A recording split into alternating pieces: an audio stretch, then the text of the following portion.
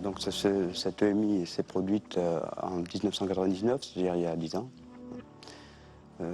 C'est un accident de santé, c'est pas un accident brutal, tout simplement une varicelle, qui est une maladie plutôt réservée aux enfants, si j'ose dire, et donc qui est dangereuse à un certain âge. J'ai fait une complication pulmonaire gravissime. Je me suis retrouvé donc dans le coma pendant 3 semaines, qui a été prolongé pour des questions de souffrance et de difficultés. Donc voilà, l'EMI a commencé dans cette phase. Je n'ai pas vu de tunnel, ni de lumière. Par contre, ce qui s'est produit est difficile à expliquer. En fait, pour dire une généralité, c'est que j'étais dans un état de perception très différent de ce qu'on connaît dans un état normal. Je veux dire, que ce soit les sens, la vue, je ne veux pas dire que j'entendais à ce moment-là, c'est beaucoup plus complexe que ça. C'est comme si j'avais été l'environnement, tout et rien en même temps, tout en gardant une part d'individualité, c'est-à-dire pas d'individualité, mais oui, j'étais encore quelqu'un, mais quelqu'un de beaucoup plus vaste. Il suffisait que je pense à quelqu'un pour être en prise directe avec cette personne. C'est-à-dire, je pouvais entendre des communications téléphoniques, entendre des conversations qui n'étaient pas sur les lieux, puisque les personnes n'étaient pas là. Et capter tout un tas de choses qu'on ne capte pas effectivement dans des périodes de vie normales. Pour en être vraiment persuadé, c'est simplement qu'en sortie de mon coma, j'ai décrit au chef des urgences une scène où il était présent avec 2 collaborateurs et une infirmière. Et j'ai pu retraduire toute leur conversation à ce moment-là, pensant que je l'avais réellement vécu et vu, entendu avec les sens habituels. Or, il était un petit peu étonné, d'ailleurs un petit peu réfractaire à ce sujet, puisqu'il a été un petit peu goguenard sur le moment en me disant « Vous avez vu la lumière, vous aussi ?» Je dis « Non, mais par contre, je peux vous donner des détails sur les examens que vous m'avez faits. » Ils étaient très étonnés de la précision de ce que j'ai pu raconter, c'est-à-dire, les dialogues, c'était fais voir la vésicule. Ah ouais, c'est de la boue, hein. C'est de la boue cette vésicule. Amène sur le foie, oh là, ce foie il est énorme quoi, il est énorme.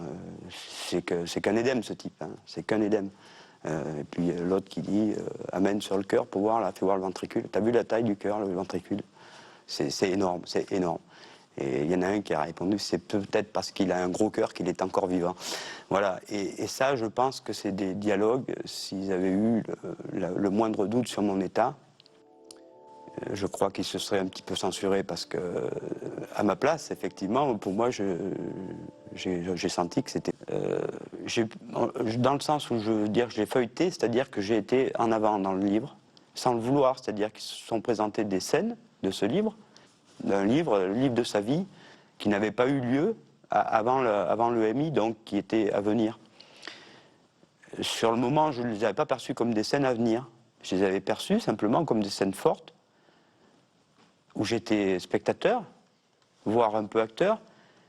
La première scène, quand elle s'est vraiment produite, j'ai compris que c'est bien de ton avenir qu'il s'agissait, donc. Certaines scènes, je les ai décrites à des proches, avant qu'elles ne se produisent. Et il est très difficile d'amener une preuve, d'ailleurs je ne cherche pas à en amener. C'est-à-dire que pour moi c'est clair, c'est bien ce qui s'est produit et que j'ai vu, ce que j'ai vu. Ces visions du futur, ce livre qu'on feuillette, à tout moment, il est consultable. C'est-à-dire que la notion de temps, de chronologie n'existe pas. Pour moi, elle n'existe plus. C'est-à-dire je sais que je suis contraint dans ma vie terrestre, dans mon enveloppe charnelle, de suivre, d'aller de ma naissance à ma mort. Or, dans cette expérience EMI, ces contraintes-là n'existent pas. Au cours de l'EMI, il y a eu un événement, effectivement, qui est marquant.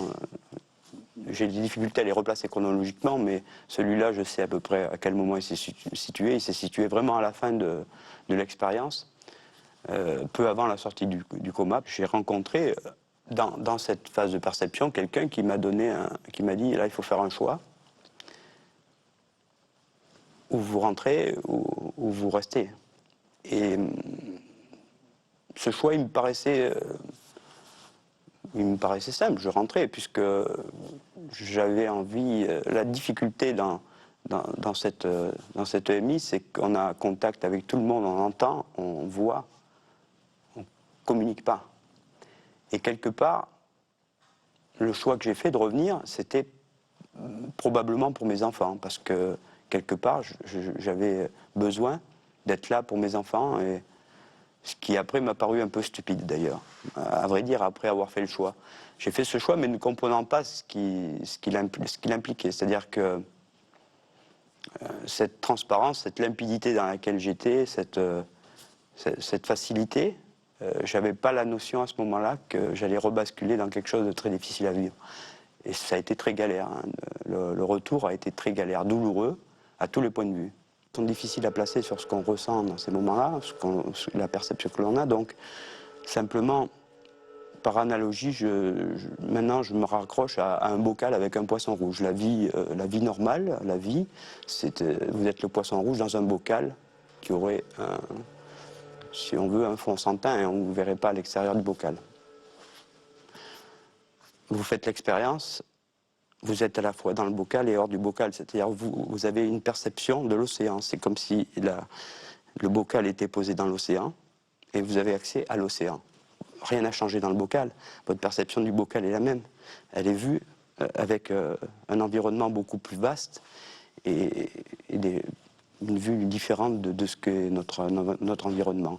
Tous les sujets métaphysiques ou la philosophie qu'on a de la vie, des autres, tout ça est bouleversé, c'est-à-dire qu'il y a un changement des valeurs profondes.